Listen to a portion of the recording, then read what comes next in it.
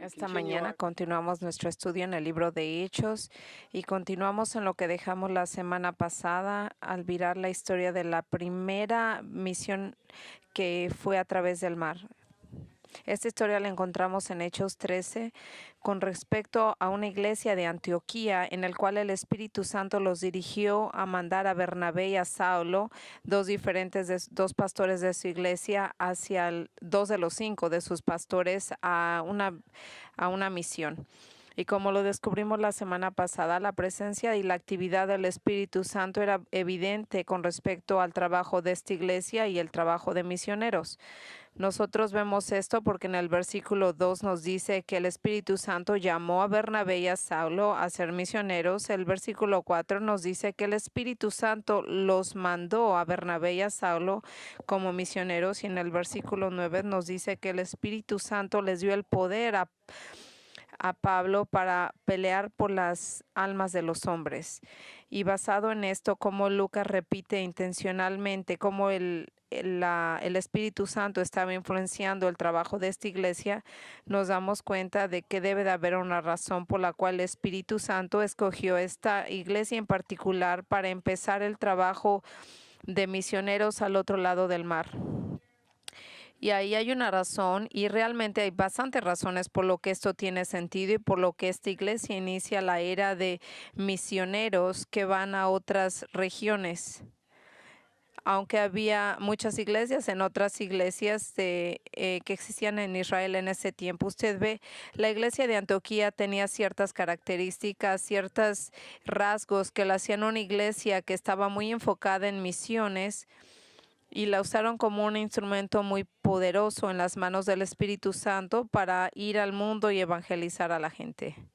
Es muy importante que nosotros aquí en Lakeside entendamos estas características, porque estas deben de ser nuestras características, porque nosotros, aunque esta iglesia existió hace más de 2000 años, nosotros estamos viendo estas características que deben de ser por siempre y deben de caracterizarnos a nosotros como una iglesia local. Ahora, la semana pasada nosotros descubrimos las primeras 3 características de la iglesia de Antioquía que le hicieron muy de gran utilidad y muy efectiva en las misiones. La primera característica de esta iglesia en relaciones con las misiones es de que tenía una gran diversidad. De acuerdo al versículo 1, vamos a ver que había 5 hombres, 5 pastores que vinieron de un gran rango de lugares, religiosamente, culturalmente, socialmente, racialmente y hasta en su educación. Ellos todos eran diferentes. Usted ve la gran diversidad de esta gente dentro de la congregación, era reflejada primeramente en sus pastores, y este era un recordatorio constante de cómo el evangelio tiene que llegar a todo tipo de gente sin importar de dónde vienen. No nos sorprende porque estaban tan preocupados y envueltos en las misiones internacionales, porque su iglesia era internacional, era gente de todos lados que había sido tocada por el evangelio. Nosotros vemos que era una iglesia formada por gente de varias naciones del mundo, lo cual los hicieron sensibles y alertas a la gran necesidad de alcanzar a otra gente en otras naciones del mundo. La segunda característica de esta iglesia es en relación con las misiones, es de que era una iglesia que adoraba al Señor. Como lo vimos en el versículo 2, durante una alabanza pública, mientras toda la congregación estaba guiada por sus pastores, envueltas en alabar al Señor, el Espíritu Santo llamó a Bernabé y a Saulo para empezar el trabajo de las misiones. Y lo importante de esto es de que nos dice que era una iglesia que estaba muy comprometida en alabar al Señor, y era una iglesia donde la alabanza a la belleza y el esplendor del Señor era importante, y era una iglesia en la cual estaban preocupados de que esta belleza y esplendor y su gloria se diera a conocer a otros hombres, no solamente a ellos por medio del evangelio, y eso viene por medio de misiones y evangelismo. Y ahora solamente una congregación que tiene tanta pasión por adorar a Dios, por quién es Él, y está preocupada de que otra gente llegue a conocerlo del mismo modo, de que dejen su idolatría, sin importar que sean unos ídolos malos o que son más sofisticados, y que ellos vengan a Cristo, que ellos confíen en Él, que lo conozcan como su Señor y su Salvador. Simplemente, para ponerlo simple, estas iglesias son donde la gente viene a alabar al Señor en espíritu y en verdad. Son las iglesias que quieren compartir eso con otros. La tercera característica de esta iglesia en relación con las misiones es de que era una iglesia que dependía en el Señor. Lucas nos dice en el versículo 3 que ante la congregación ellos mandaron a Bernabé y a Saulo para trabajar como misioneros mientras ellos ayunaban y oraban por ellos. Eso es lo que ellos hicieron. Eso nos revela que era una iglesia que entendía la importancia de buscar al Señor y depender en Él. Sabiendo el tipo de dificultades y oposición satánica que Bernabé y Saulo estaban a punto de enfrentar, la gente de esta iglesia oró por ellos con gran intensidad. Tenían tanto deseo de esta misión, que ellos dejaron de comer para poder darse a sí mismos en oración. Así ellos no tenían que depender de ellos mismos para que todo estuviera bien, sino más bien dependían para que el Señor cuidara a estos dos hombres que iban a mandar a las misiones. Ahora, ya como vimos la semana pasada, estas tres características de la iglesia de Antioquía que la hicieron un gran instrumento en las manos del Espíritu Santo para empezar las misiones, hoy vamos a descubrir dos características más acerca de esta iglesia que la hacen efectiva para llegar por todo el mundo. Una vez que paramos la semana pasada en el versículo 3, en el cual la iglesia comisionó a Bernabé y a Saulo para trabajar como misioneros, vamos a ver lo que pasó enseguida. ¿Qué fue lo que pasó después de que Bernabé y Saulo dejan la ciudad de Antioquía y se embarcan a su primer viaje de misioneros? Y aquí es donde oficialmente empieza. Vamos a ver un par de versos en el cual sería la cuarta característica de la iglesia de Antioquía que la hizo efectiva en el mundo de misiones, porque era una iglesia que tenía las prioridades correctas. Ahora, antes de ver lo que Bernabé y Saulo hicieron como misioneros, es importante que primero reconozcamos que sea lo que estos dos hombres hicieron, era un reflejo directo de la iglesia. Es importante que nosotros entendamos esto. Usted ve, nosotros ya no vemos que Lucas menciona a la congregación de Antioquía. El carácter y la actitud de esta iglesia se ve reflejado en Bernabé y en Saulo y cómo se conducen a sí mismos y cómo llevan este ministerio. Esto es para decir que dos pastores de esta iglesia, ellos representaban a la congregación completa. Asimismo, del modo que ellos se manejaban en las misiones, era un reflejo de lo que era su iglesia. Y revelaba el carácter de ellos y de dónde venían. Así que, una vez que les he dicho esto en el versículo 3, vemos que la iglesia puso sus manos sobre ellos para mostrar su solidaridad y la unidad antes de mandarlos hacia un lugar lejano. Lucas nos dice lo que pasó enseguida en el versículo 4, diciendo: Bernabé y Saulo, enviados por el Espíritu Santo, bajaron a Seleucía y ahí navegaron a Chipre. Ahora, vemos que ahí que Lucas nos dice que ellos fueron llevados ahí por el Espíritu Santo. Ellos dejaron la ciudad de Antioquía y llegaron a un puerto de una ciudad de nombre de Seleucía. Ahora, la ciudad de Seleucía estaba como a 15 millas de Antioquía y aquí tenía un puerto que estaba en el mar Mediterráneo. Y desde ahí abordaron un barco que los llevó a la isla de Chipre, que estaba como a 60 millas de distancia. Y ahora, ¿por qué sería el primer destino para trabajar como misioneros Chipre?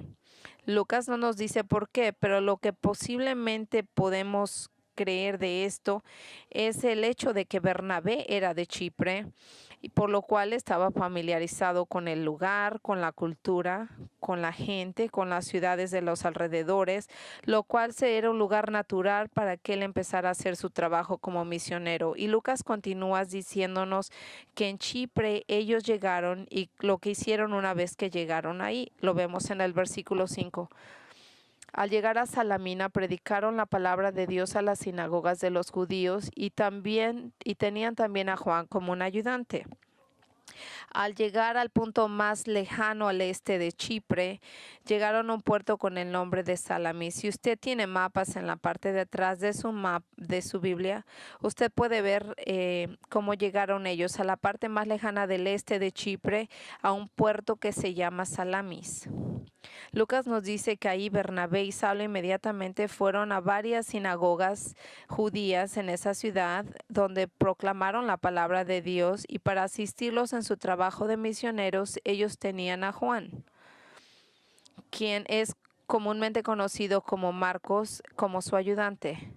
Ahora, ¿cómo es exactamente que Marcos los ayudaba? No sabemos. Lucas no nos dijo nada más acerca del tipo de ayuda que él proporcionaba.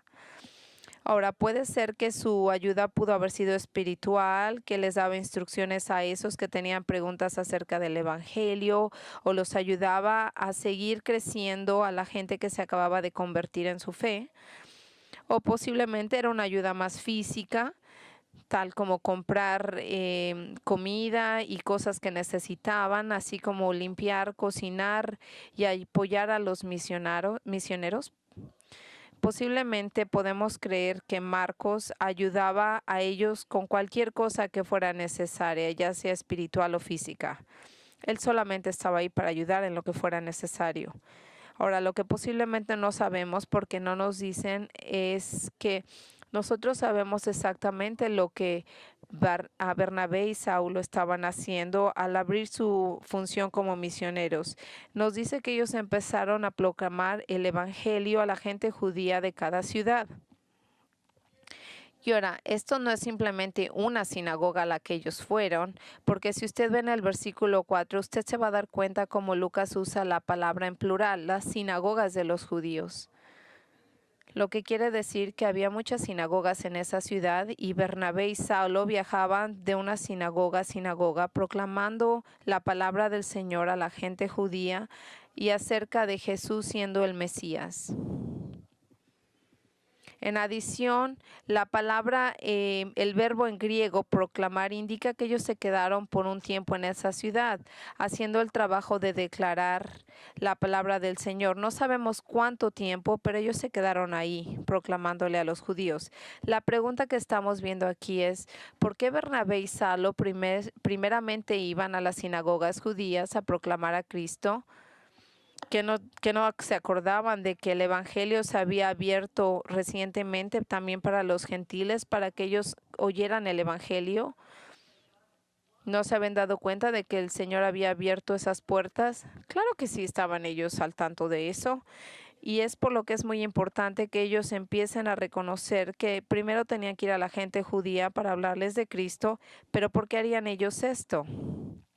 Ahora, ciertamente ellos tenían razones prácticas para ir primero a la gente judía, porque Bernabé y Saulo primeramente eran judíos ellos mismos, y la gente judía tenía conocimiento del Antiguo Testamento, por lo cual era una conversación en común que ellos podían tener. Pero había algo más práctico que los llevó a estos misioneros a alcanzar y hablar con la gente judía. Usted ve, aunque ellos entendieron que Dios ahora estaba abriendo el evangelio a todo el mundo de los gentiles, ellos también sabían que ellos nunca podrían olvidar y dejar de compartir el evangelio con los judíos. Ellos entendieron que evangelizar a los gentiles no era negar la responsabilidad de evangelizar también a la gente judía.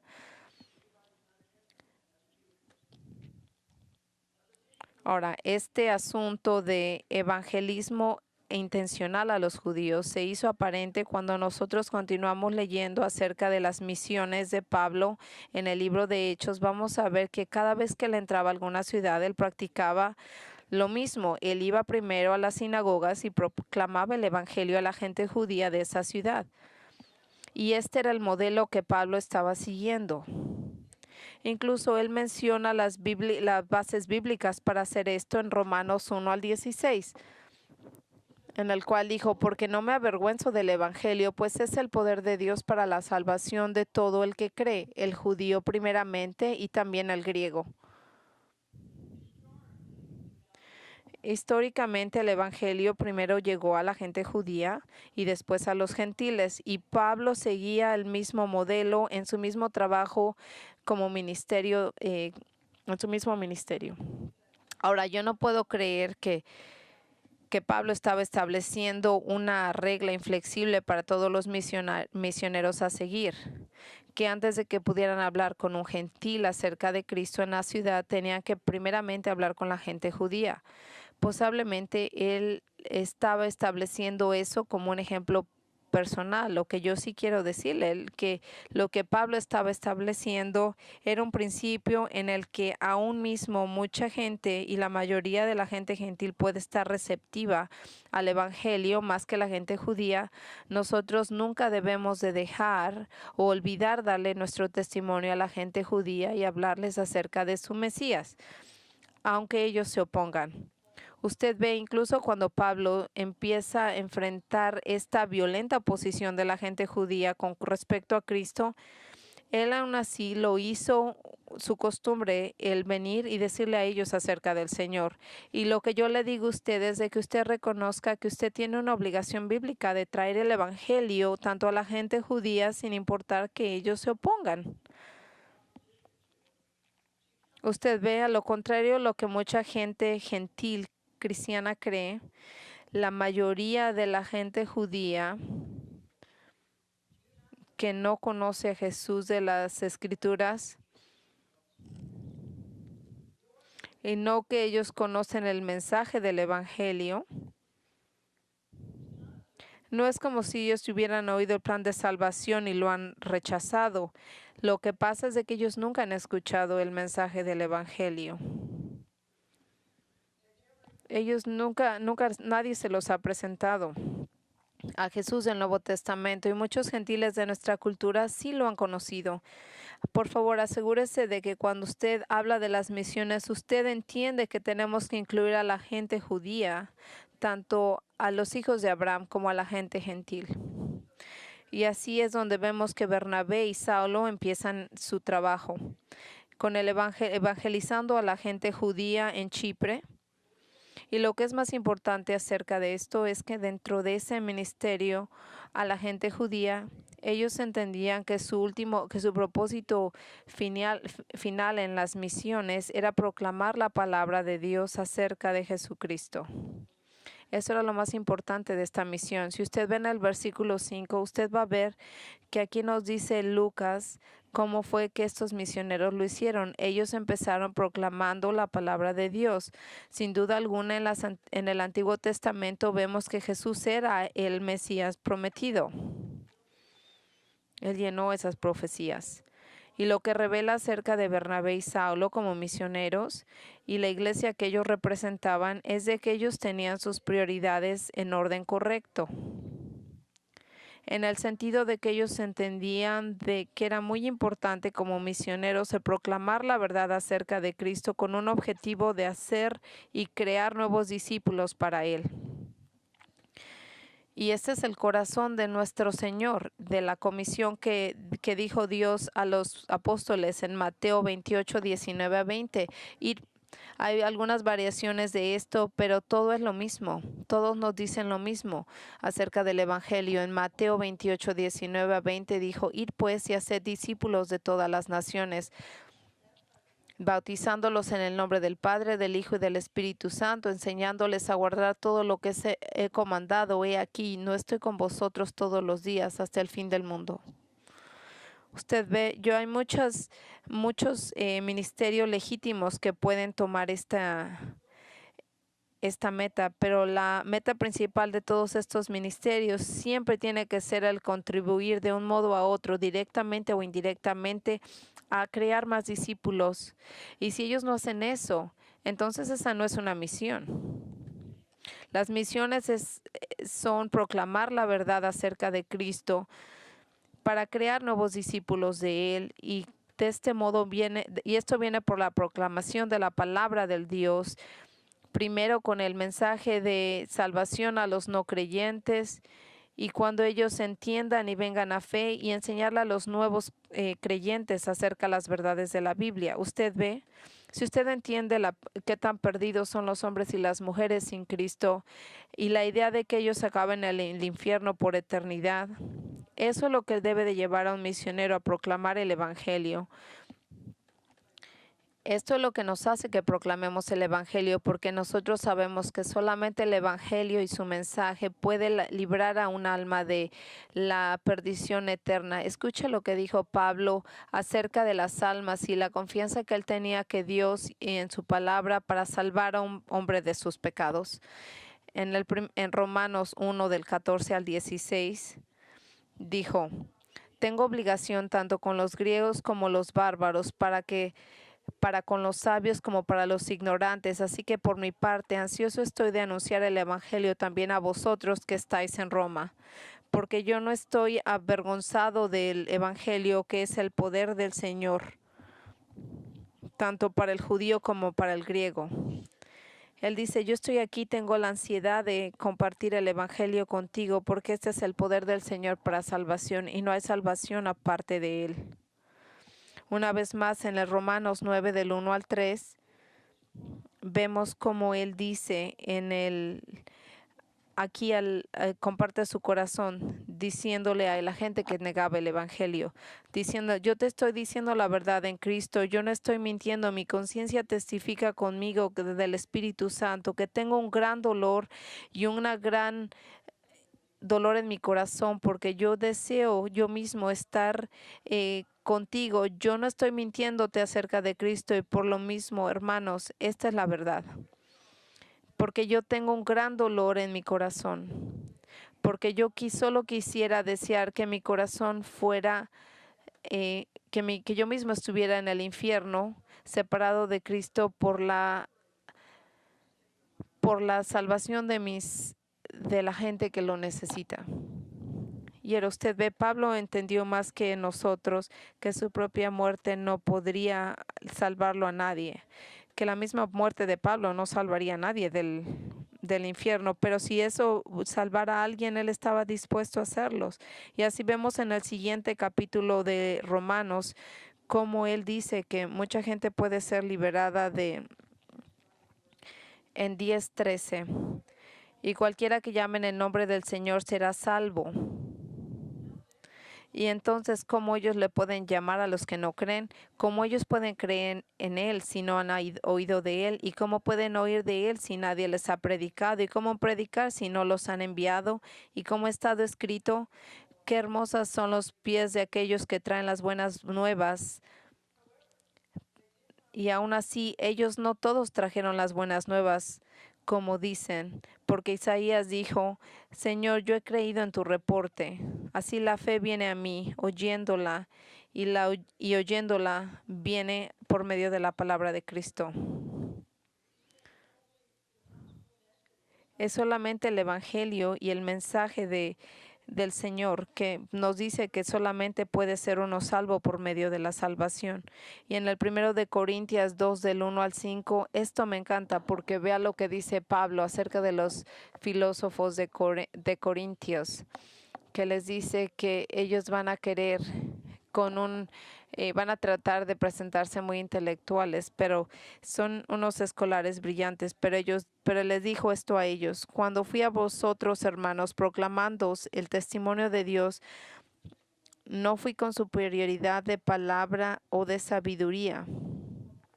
Yo no incorporé nada de eso en mi testimonio. Pues yo estaba determinado a saber entre vosotros excepto a Jesucristo y este crucificado. No estaba él hablando de filosofía. Él dijo: yo estuve entre vosotros con debilidad y con temor y con mucho temblor, y ni mi mensaje ni mi predicación fueron con palabras persuasivas de sabiduría, sino con demostración del Espíritu y de poder, para que vuestra fe no descanse en la sabiduría de los hombres, sino en el poder de Dios. ¿Y cuál es el poder de del Señor es el Evangelio. Usted ve, nadie viene a Jesucristo por salvación aparte del entendimiento de la palabra del Señor y de su pecado personal, acerca de la justicia de Dios y el juicio que vamos a tener por nuestros pecados, acerca de Cristo en su muerte en la cruz, por la cual nuestro pecado fue pagado, y la responsabilidad de arrepentirnos y confiar en Él por nuestra salvación.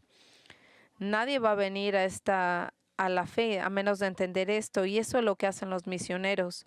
Ellos proclaman el mensaje de la palabra del Señor y ellos buscan hacer discípulos de Jesucristo.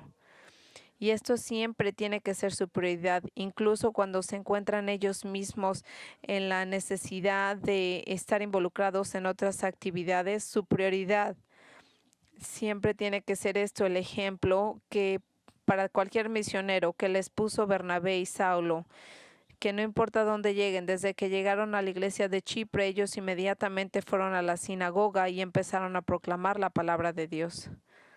Y esto solamente era el principio, porque conforme vamos leyendo, vemos que después, cuando ellos dejaron la ciudad de Salamea, ellos viajaron hacia el oeste a través de la isla de Chipre, posiblemente proclamando el evangelio a toda la gente que ellos conocían. Y ahí mismo conocieron a un individuo muy interesante, en el cual nos da la quinta característica de una iglesia de Antioquía y cómo es que la hizo tan efectiva para las misiones, y demostró que su actitud y comportamiento de los misioneros era un reflejo de ella, porque era una iglesia que entendía la pelea espiritual. En el 13 del 6 al 8 dice ahí: recorrieron toda la isla de Pafos y ahí encontraron a un hechicero, un falso profeta que se llamaba Bar Jesús y que estaba con el gobernador Sergio Paulo. El gobernador, hombre inteligente, mandó llamar a Bernabé y a Saulo en un esfuerzo para escuchar la palabra de Dios. Y aquí, como vemos, que ellos empezaron a manejar, a atravesar el oeste de esta iglesia, donde se encontraron con este hombre. Yo creo que serían una distancia de aproximadamente 90 millas. Y fue ahí donde, en Pafos, donde encontraron un hombre al cual le llaman un mago, que era un profeta falso, el cual se hacía llamar Bar Jesús, lo cual en arameo quería decir hijo de Jesús o hijo de la salvación. Ahora, este hombre Bar Jesús, este hechicero, este falso profeta, se había acercado al gobernador de esta isla, un hombre por el nombre de Sergio Paulo, al cual Lucas lo describe como un hombre de inteligente, un hombre que estaba dispuesto a escuchar nuevas ideas y nuevos pensamientos. Esto es lo que leemos en el versículo 7, que él convocó a Bernabé y a Saulo para oír la palabra de Dios. Él quería oír de esta nueva filosofía o religión, lo que ellos tenían que compartir, por lo que llamó a estos dos misioneros a que le comentaran acerca de la salvación de Cristo y les dijo que vinieran y hablaran con él. Pero ahora había un pequeño problema, y va a haber un problema, como lo vemos con respecto a Bar Jesús, el hechicero y falso profeta, a quien Sergio Paulo buscaba para su consejo. Usted ve, en el mundo antiguo era muy común que la gente que estaba envuelta en cosas oscuras como Bar Jesús se trataban de acercar a la gente de posiciones de poder en el gobierno. Un estudiante de la Biblia nos explica lo siguiente: ellos se acercaban a gente con poder en el gobierno, tratándoles de decir que ellos tenían conocimientos especiales y sabiduría para ayudarles a tomar decisiones. Ahora, esto es bastante consistente, si le digo, con lo que leemos en la Biblia acerca de los demonios influenciando a los gobiernos. Nosotros vimos desde Daniel 10 que fue un demonio el que estaba detrás de las decisiones que se estaban tomando en la antigua Persia y Grecia. Y sigue pasando hasta ahora. Y aquí mismo en Chipre vemos que había un hombre influenciado por el demonio que estaba dándole y consejos al gobernador de ese lugar. y estaba envuelto en darle su opinión para que tomara las decisiones de cómo que afectarían la vida de esa gente.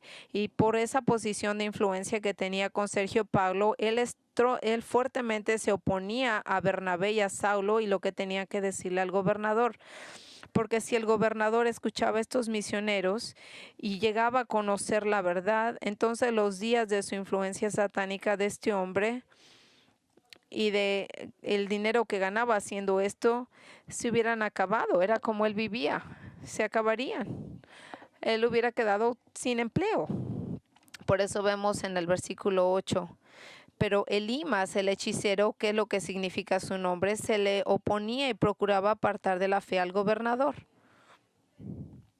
Ahora, al decirnos esto, como Bar Jesús se opuso a los misioneros, Lucas nos dice y lo llama de un nombre diferente. Ahora lo está llamando Elimas, el mago. Y al decir esto, esta es la traducción de su nombre. Lo que él quiere decir aquí es que Elimas es no la traducción del nombre Bar Jesús, pero más bien Elimas es el nombre griego que se le daba a la palabra arábica mago o hechicero. Bueno, sin importar lo que este hombre se hacía llamar, él estaba satánicamente controlando y oponiéndose al evangelio, por lo cual Bernabé y Saulo, cuando compartían el evangelio con su jefe, él estaba en el cuarto ahí oyéndolo, tratando de hacer que dudaran, interrumpiendo y diciéndole al gobernador que lo que ellos decían no era verdad.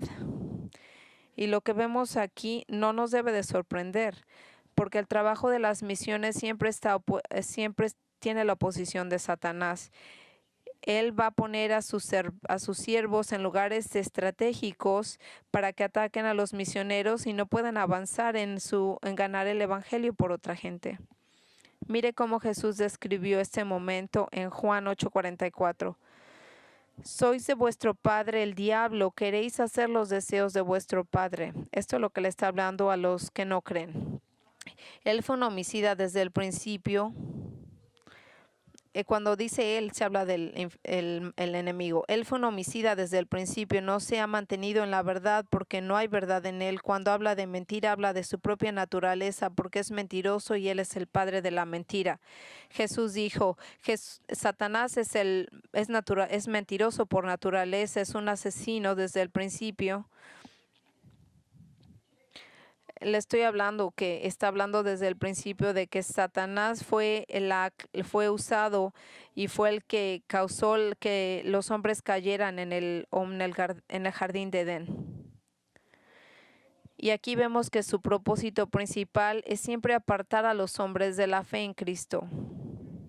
Y en esta parábola del sembrador, vemos que cuando las semillas de la palabra del Señor caen en los corazones, es Satanás el que trata de agarrarlas y quitarlas del corazón para que no den semilla. Es lo que vemos en Marcos 4:15. Escuchen lo que estamos viendo aquí en Elimas, oponiéndose al mensaje de Bernabé y Saulo y tratar de que el gobernador no lo escuchara, no es nada más que la pelea por la alma de este hombre. Y eso es exactamente como el enemigo pelea hoy. Él trata de mantener a todos los humanos en la oscuridad. ¿Cómo lo hace? Al persuadirlos de que la Biblia es falsa, de que no puede ser confiada, de que la evolución está probada científicamente, como que explica el origen del hombre, que el creer en Dios es solamente una superstición tonta, y que el hombre es el dueño de su propio destino y que no hay tal cosa como el juicio de Dios. Esas son las mentiras. Escuche, el enemigo es un mentiroso. Yo le puedo decir que puede persuadirlo con gran sabiduría. De acuerdo al Antiguo Testamento, cuando él logra persuadir a miles de ángeles en el principio, pero miles y miles de ángeles los persuadió para que se volvieran en contra de Dios, y lo cual los convirtió en demonios. Así que imagínese, si él los convirtió ángeles en demonios, ¿se imagina usted qué tipo de mentiroso es él? Para convencer a ángeles que están en presencia del Señor a que lo dejen. Ese es el hombre, ese es lo que es Satanás. Es un mentiroso. Y es por eso que no es poco inusual que cuando usted está compartiendo el evangelio con otros, la gente empiece a tocar la vida de esta gente y estar a persuadirlos que no crean en lo que usted dice. Yo lo he visto muchas veces que cuando la gente viene al Señor, como hay otra gente que viene a la vida de los nuevos creyentes y tratan de destruirlos espiritualmente para que ellos no crezcan en la fe y para que no puedan ser usados en su vida cristiana. Y básicamente trata de destruir sus vidas. R.C. Sproul nos nos cuenta de la experiencia que él tuvo cuando él se convirtió. A algunos de ustedes les gusta recordar que cuando ustedes se convirtieron, alguna gente en su vida trató de apartarlos de la fe. Después de mi propia conversión, yo fui a ver a mi pastor. De toda la gente que en el mundo, yo pensé que él sería el que estuviera más emocionado con esto. Cuando le dije de esto, me dijo: ¿tú realmente crees en la resurrección de Cristo? Tú eres un tonto. Dice, y Sproul dijo: yo sentí como si una estaca me había atravesado el corazón. Escuchen, esta es la estrategia de Satanás. Él siempre ha sido así y siempre será. Él va a tratar de mantener a nuestras almas en la oscuridad para que para que el Señor pierda nuestras almas. Él es como un león hambriento que busca a quien devorar, tratando de mantener nuestra salud espiritual escondida para que no nos puedan usar como un cristiano efectivamente. Y ahí están Bernabé y Saulo, dando su testimonio al gobernador, con Elimas el hechicero, diciéndole que no le escuchara a estos hombres. Y esta era una pelea espiritual entre los misioneros, estaba intensa. Era una pelea contra el rey de la oscuridad, el príncipe de la oscuridad.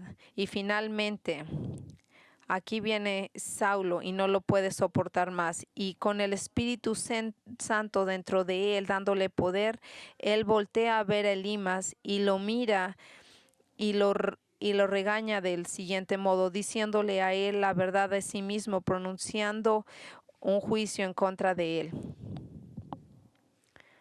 En el versículo 13 del 9 al 11 dice: entonces Saulo, o sea Pablo, lleno del Espíritu Santo, clavó ojos en Elimas y le dijo: hijo del diablo y enemigo de toda justicia, lleno de todo tipo de engaño y fraude, ¿nunca dejarás de torcer los caminos rectos del Señor? Ahora la mano del Señor está contra ti, te vas a quedar ciego y por algún tiempo no podrás ver la luz del sol. Al instante cayeron sobre él sombra y obscuridad y comenzó a buscar a tientas quien lo llevara de la mano. Ahora, obviamente, Pablo nunca nos podría dar una lección de cómo hacer amigos. Tampoco estaba preocupado de que le dijeran si estaba políticamente correcto con lo que dijo. Pero este regaño era de la orden más alto. Y usted puede pensar que Pablo estaba equivocado, qué grosero, ¿cómo le pudo hablar a alguien de ese modo? Yo le voy a decir a usted que por favor ponga atención como Lucas nos dice que Pablo estaba lleno del Espíritu Santo cuando él dijo estas cosas en Elimas. Lo que quiere decir que estas palabras venían por medio de la boca de Pablo, pero estaban llenas del Espíritu Santo. Así que estas no eran su propio vocabulario, eran palabras de Dios usando para este hombre. Y si usted conoce algo del apóstol Pablo, usted sabe que este era un hombre gentil, bueno, lleno de piedad, con un gran amor, un gran pastor, y lo podemos ver del modo que él guía a su iglesia, llamándolos sus amados. Pero Elimas no era un cordero, no era parte de ellos, era más bien un lobo disfrazado, por lo cual él tuvo que usar un lenguaje bastante fuerte tal como recordamos que lo usó Jesús cuando le habló a los fariseos, llamándolos hijos del infierno. En Mateo 23, como es que Jesús le habló también a los fariseos. Y aquí la primera vez vemos en el versículo 9 por primera vez que Saulo tiene otro nombre, que ahora lo vamos a conocer como Pablo, que es un nombre romano griego. O sea que si usted era judío, usted tenía su nombre judío o romano o griego. Y por eso a partir de este momento vamos a ver que Saulo se va a conocer como Pablo, porque este es un nombre romano y griego. Y la primera cosa que vemos que hizo Pablo, lleno del Espíritu, él fijó su mirada en Elimas. Él se quedó mirándolo fijamente, no quitó sus ojos de él. Esto posiblemente hizo sentir a este hombre bastante incómodo. Pero si usted cree que esto era bastante incómodo, no está comparado con lo que Pablo tenía que decirle a él. No solamente estar incómodo con la mirada era una cosa, pero Lucas nos dice aquí que Pablo, cuando miró a este hombre, le dijo: tú eres un fraude lleno de mentira. ¿Por qué? Porque le dijo que trató de agarrar con sus mentiras y buscar a sus víctimas. Y entonces le llamó a este hombre diferentes nombres, revelando su carácter verdadero. Le llamó el hijo del diablo. No, dice, no, tú no eres el hijo de la salvación, tú eres el hijo del diablo. Dice, tú te opones a toda a la palabra del Señor y a la verdad. Y así, actuando con su papel de apóstol, él vino aquí. Usted ve, los apóstoles era la gente que el Señor usaba para milagros. Entonces Pablo viene aquí y le dice que él va a estar temporalmente ciego. Y él, que le ha causado a otros que se apartaran, que se quedaran en la oscuridad total, ahora estaba sufriendo de la oscuridad física él mismo, para que él entendiera la oscuridad, buscando a alguien que lo llevara de la mano. Ahora recuerde dónde estaba tomando lugar todo esto. Esto tomó lugar en la presencia del gobernador de Chipre, porque Barnabé y Pablo habían estado dándole su testimonio a él. Mientras Elimas estaba tratando de persuadirlo que no creyera en las palabras de ellos. Por lo que Sergio Paulo, cuando oyó lo que Pablo tenía que decir acerca de su consejero endemoniado y vio cómo le causó la ceguera, ¿qué cree que fue su reacción? La vamos a ver en el capítulo 12, en el cual dice que él creyó y estaba maravillado con la enseñanza del Señor. Y él dice: después de que vio lo que sucedió, el gobernador creyó, maravillado de la enseñanza acerca del Señor. Él estaba impresionado de la enseñanza del Señor. Ahora, esto es importante. No fue el milagro que convenció a Sergio Paulo, fue la palabra del Señor que lo convenció. Y fue aquí cuando no fue ese milagro lo que lo cambió su mente, sino más bien fue lo que le compartió Pablo acerca del Señor. Y usted ve, ahí se dio cuenta que Bernabé y Pablo eran auténticos mensajeros del Señor que proclamaban la verdad. Ahora escuche con atención, lo que hemos observado aquí es que Pablo y Bernabé entendieron el trabajo de las misiones y cómo invita a los ataques de Satanás, y ellos estaban preparados para esta pelea espiritual. Esta batalla con Elimas no tomó lugar, no los tomó por sorpresa. Él sabía que ellos iban a encontrar a la oscuridad a donde fueran, y no había duda que su iglesia local los había preparado para tales batallas. Como yo le dije más temprano, estos misioneros eran una reflexión de su iglesia local, de donde ellos venían. Ellos obviamente entendían las peleas y guerras espirituales, y ellos sabían que iban a tener que enfrentarlas personalmente, y sin duda alguna habían estado ellos orando para poder salir adelante después de los ataques del Satanás. Y esto que nos dice acerca de es una iglesia que es efectiva en misiones, es una iglesia que entiende misiones y evangelismo, que no son simplemente actividades que envuelven comunicar el evangelio a otros, pero más bien estas actividades son peleas espirituales por las almas de hombres y mujeres, por lo cual los misioneros tienen que entender cómo estar firmes en contra de los ataques de Satanás. Y esto es precisamente lo que Pablo hizo cuando él escribió en Efesios 6, del 10 al 12, por por demás, fortalecernos en el Señor y en el poder de su fuerza, revestidos con toda la armadura de Dios para que podáis estar firmes en contra de las insidias del diablo, porque nuestra lucha no es contra sangre y carne, sino contra los principados, contra potestades, contra los poderes de este mundo de tinieblas, contra los huestes espirituales de maldad de las regiones celestiales. Escuche. Si va usted a estar envuelto en el mundo de los misioneros, usted debe de entender con lo que está a punto de pelear. Estamos envueltos en una pelea consistente por las peleas de los hombres, por las almas de la gente. Así que tenemos que entender que tenemos que vestirnos apropiadamente para esa batalla. Y nosotros nos vamos a poner la armadura del Señor.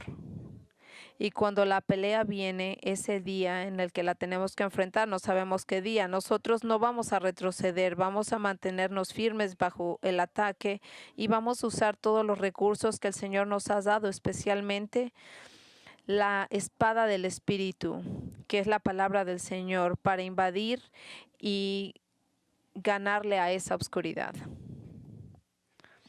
Ahora, es mi oración y mi deseo que como iglesia nosotras podamos aprender de lo que estamos leyendo estas últimas semanas y que nuestra iglesia sea similar a la iglesia de Antioquía, que sea una iglesia que puede ser usada por el Espíritu Santo para misiones en todo el mundo y que nosotros podemos tomar estas verdades en nuestro corazón y vivirlas y las podamos aplicar.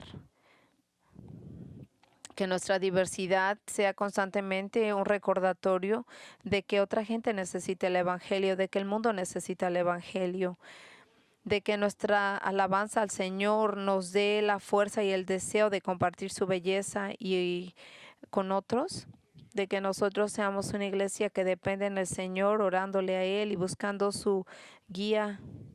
Que nosotros seamos una iglesia que mantiene sus prioridades correctas, enfocándose en las misiones y en los misioneros que proclaman la palabra del Señor. Y que seamos una iglesia que entiende las misiones, se envuelve en la pelea contra el enemigo y que estemos preparados para sus ataques. Y si recibimos y aplicamos estas verdades a nuestra vida, nosotros seremos la clase de iglesia que se usa para las misiones. Y las misiones en todo el mundo es acerca de proclamar la buena nueva a todos los hombres en cualquier lugar del mundo. Pero la misión para nosotros como iglesia empieza aquí en Clearwater. Por lo que yo le quiero decir, si usted conoce a Jesucristo como su Salvador, ¿lo conoce? Y si no, yo le digo que por favor se arrepienta de su pecado, confíe en Él por su salvación.